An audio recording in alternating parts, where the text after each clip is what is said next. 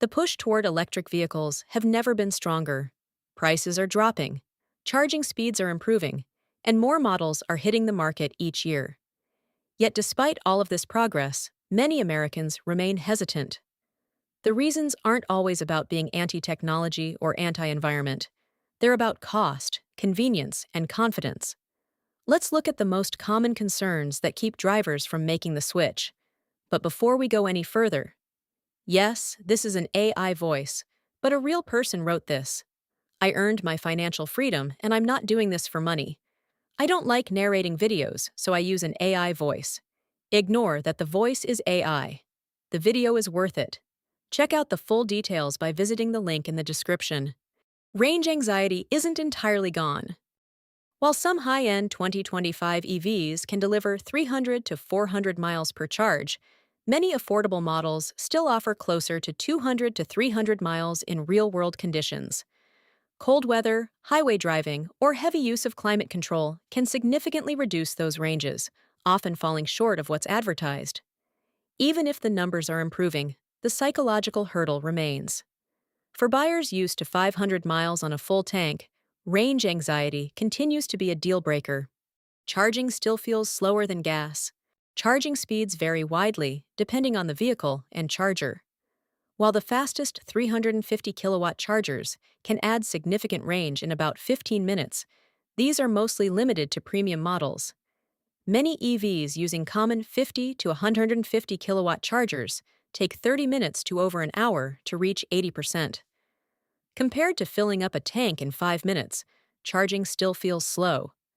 For people on tight schedules or families juggling long drives, those extra minutes matter. Until charging is nearly as quick as pumping gas, hesitation will remain. Sticker shock isn't gone, but it's changing. The old story that EVs cost $55,000 on average is fading. Some models, like the Chevy Equinox EV, start around $33,000, but many popular options, such as the Tesla Model Y or Ford Mustang Mach-E, begin closer to $40,000 to $50,000 before incentives. Higher trims and bigger batteries can drive up the price fast. For families shopping at the entry level, EVs are becoming more accessible, but the perception of too expensive lingers. More choices, but still not enough for everyone.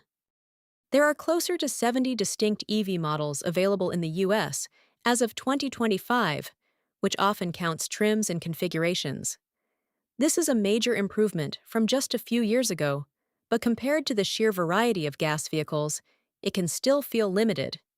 Shoppers looking for affordable minivans, work trucks, or specialized vehicles may not find the exact match they want. Variety is growing fast, but it hasn't fully caught up yet. Home charging costs add up even with rebates. Installing a Level 2 home charger can still be a significant investment. While many homeowners pay $1,200 to $2,800, costs can exceed $3,000 to $5,000 if major electrical upgrades are required. Incentives can help, but rebates vary widely and aren't always available. For renters or those with older homes, it's still a financial and logistical challenge. That extra step makes gas cars feel simpler. Depreciation is becoming less of a worry, but not everywhere. A few years ago, EVs were known for dropping 50 to 60% of their value in 3 years. While Tesla models and some newer EVs hold value better, many still depreciate faster than comparable gas cars, often retaining only 50 to 60% after 5 years. Resale values vary widely by brand and model. For buyers who want predictability, that uncertainty is enough to hesitate. Expectations versus reality still clash. Cold weather can still cut EV range by 15 to 25% in many models, despite better battery management systems. Drivers in northern states remain wary, as performance in extreme conditions isn't always as strong as marketing suggests. Tesla's full self-driving remains a Level 2 Plus system as of 2025, not Level 3 as sometimes claimed, and it still faces legal and regulatory challenges. For cautious buyers, the gap between hype and reality feels too wide. The used EV market is improving but still limited. A few years ago, buying a used EV felt risky. While things are improving, the used EV market remains limited by lower demand, fewer certified pre-owned options, and lingering concerns about battery health and replacement costs. Longer battery warranties help, but the second-hand EV space hasn't yet reached the same level of confidence as the traditional used gas car market. Repair costs aren't always lower. EV critics often point to expensive battery and electronics repairs. Routine maintenance isn't always comparable to gas cars. While breakware is lighter, repairs involving electronics, motors, or specialized components can be pricier due to limited mechanic expertise and parts availability. The shortage of trained EV mechanics is improving, but for now, complex jobs can still be more costly than drivers expect. Public charging reliability still has gaps. Charging networks once had a reputation for being unreliable. While availability has improved, studies suggest uptime is closer to 70 to 80%, and compatibility issues between networks and vehicles continue to frustrate drivers. Broken chargers are less common than before, but range planning and occasional wait times still make charging feel less seamless than gas stations. Battery replacements are rare, but still very expensive. Replacing an EV battery isn't something most owners will face, thanks to long warranties and better technology.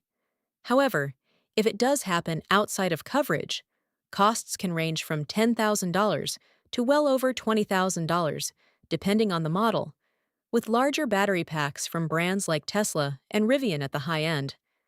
Failures are rare, but the price tag is enough to make shoppers nervous. Even if most drivers never experience it, the possibility lingers in buyers' minds. Battery production comes with trade-offs. It's true that mining lithium, nickel, and cobalt has environmental costs. The lifetime emissions benefit of EVs compared to gas cars depends on the grid's energy mix and driving habits. In cleaner grid regions, EVs may cut lifetime emissions by 50 to 70%, but in coal-heavy regions, the reduction may be closer to 20 to 30%. So, while production isn't impact-free, EVs generally come out ahead environmentally.